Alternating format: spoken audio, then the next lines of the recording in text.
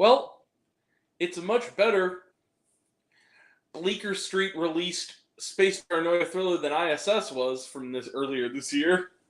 Make of that what you will. Hi everyone, it's me, Grant, the movie and TV guy. Welcome to Raise on Popcorn with Grant, everybody. And today we are talking about a movie. Movies and TV is what we do here, and it's early review time.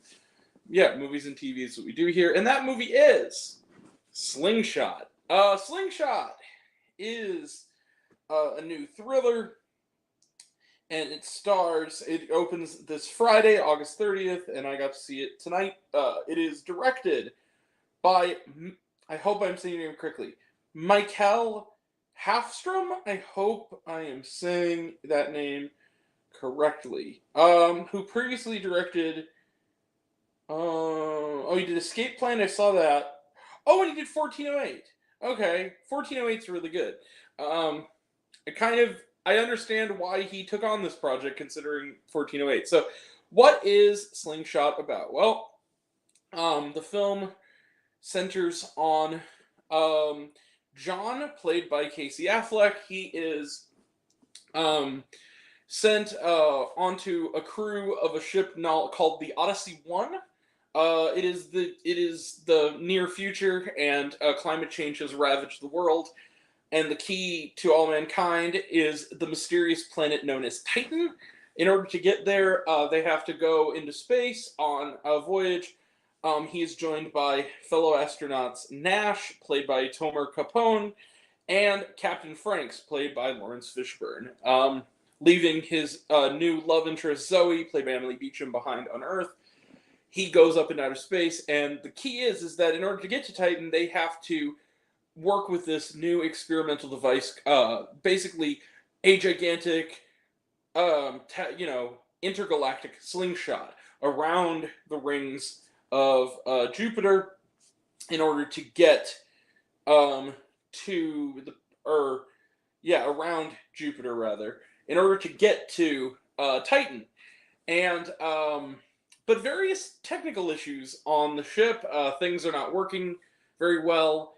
And Franks seems a little less than trustworthy. Can this crew survive? And what's real? And could these weird events somehow be tied to the drugs they use to put them into cryosleep? This is the story of how they get there as tensions mount.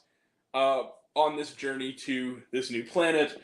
Let the mayhem begin. So, Slingshot is a weird case, because it's one of those movies that I think is a good film, and it could even be a great one, but I haven't quite decided yet. Let me explain.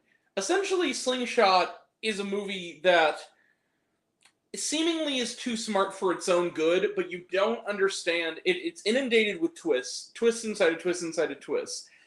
But the thing is that it's never clear on the first watch whether it's too smart for its own good, or it's packing on subversive twists after twist inside of twists inside of twists to mask an empty core. I'm going to go with the former, because I do think that it does seem to have some level of intelligence. And the reason I say this is because when you get to the film's conclusion, and I'm not going to spoil it, but they kind of make it so there are more than one possible ways this story can end.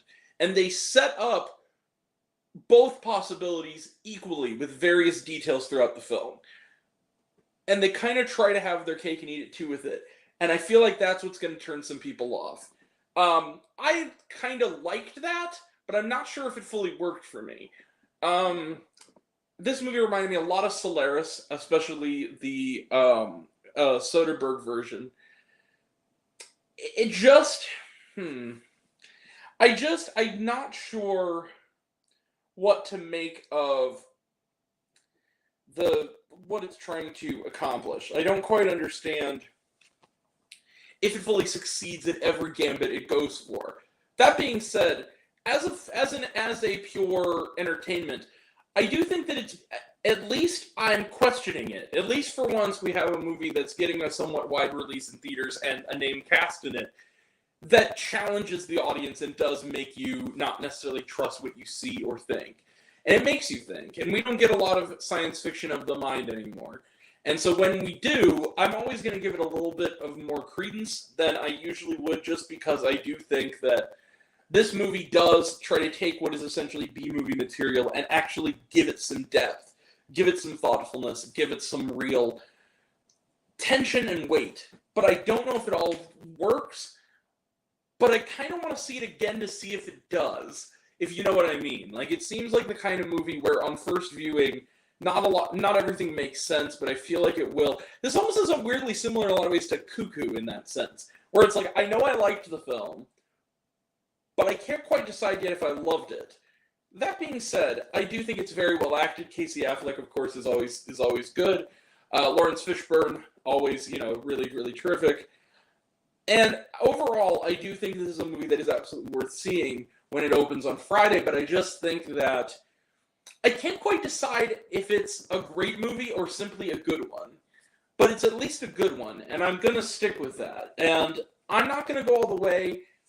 Ask me again when I watch it again. But for now, I'm not going to go all the way, but I'm going to walk 2 blocks to see it. I'm going to give Slingshot, for now, with an asterisk on it, 4 stars out of 5. Because I do think that overall it is a solid film. I think that it gets the job done and it tells its story. And it does seem to have a level of intelligence that is genuinely surprising among the modern cinematic landscape. I don't know if all of its gambits fully pay off, but I actually do appreciate them putting those gambits into play, if you know what I mean. So, yeah. What else is there to say? So, yeah, Slingshot, 4 stars out of 5. It opens Friday, August 30th. Check it out. It's good. Anyway, trailer trash. Let's talk some trailer trash. City of Dreams. Talked about it. Looks good. We are seeing it on Friday. We will have a review on Sunday because I'm going to be backlogged again. Yeah, we're doing another 5 review day on Sunday. Mild Ass. We reviewed it. And it's fantastic. I got to see it last week, and it's great. Reagan. Talked about it. Looks good. Actually, it doesn't look all that good. That is one of the movies we're going to be covering in our 5 review dump on Sunday. I'm seeing it also this weekend. Speaking of movies I'm seeing this weekend, 1992. Talked about it. Looks good. Good cast. Ray Liotta's last film. I did confirm this. This is the last film he made that has not been released yet, so this is technically his final film. It'll be worth seeing just for that. But it looks interesting. We will also be seeing it this weekend. And The Return. This looks really interesting. It's about Theseus, I believe. Ray Fiennes is in it. Juliette Binoche is in it. Good actors. Looks interesting. And was that shawarma? No, that was not. All right, that is it. We will be back tomorrow for back-to-back reviews. We'll have a review of Incoming, the teen comedy streaming on Netflix and starring Mason Thames. We will also have a review, because why the fuck not, of The Last Screenwriter, which is free on YouTube, and it is the first film entirely written by AI. And that's the only reason I even knew it existed. Is I was like, oh, and it came out recently. Okay, I'll watch it. It's only 70 minutes, so we'll have a review of that. Wednesday, we will have a review of Sarapota Senavaram. I hope I'm saying that correctly. The latest Tollywood Indian action film. Thursday, we'll have a retro review of Shaun of the Dead, which is back in theaters in Dolby for its 20th anniversary, so I'll have a review of that. One of my favorite movies of all time. Really excited to get to talk about it. Then also, this weekend, we will have reviews, as mentioned, for You Gotta Believe, the sports drama starring Luke Wilson and Sarah Gadon. Hey, Sarah Gadon again. And again, the aforementioned 1992 and City of Dreams. Also, we'll have a review of Afraid, which doesn't look very good, and again, the aforementioned Reagan. Also, Monday, we will have a review of the IMAX documentary Fly, and then next week, we will have reviews coming down the pipe for Beetlejuice, The Front Room, the latest A24 horror film, and A New York Story, which is the second feature from my friend Fiona Robert, who last summer did the terrific, I thought terrific, The Country Club. So we will have a review of all of that next weekend.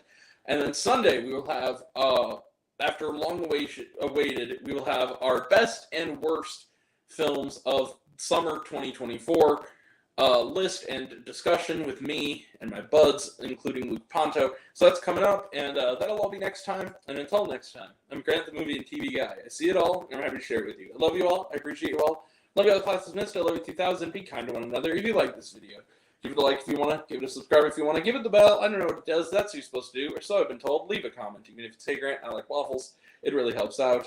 If you want to find me elsewhere, reviews, lists, and other fun stuff, you can find me on all my social media. I'm on literally everything, and either Raised on Popcorn with Grant or Raised on Popcorn. Take care of yourself. Take care of your mental health. It's incredibly important. And I want to know down below, what did you think of Slingshot? Did you like the movie? Did you hate the movie? Think my opinion's good. Think I'm full of shit. Comment below. Let me know. And until we meet again, we were all raised on popcorn. Make mine with extra butter. I'll catch you guys next time. Take care, everyone. See you around.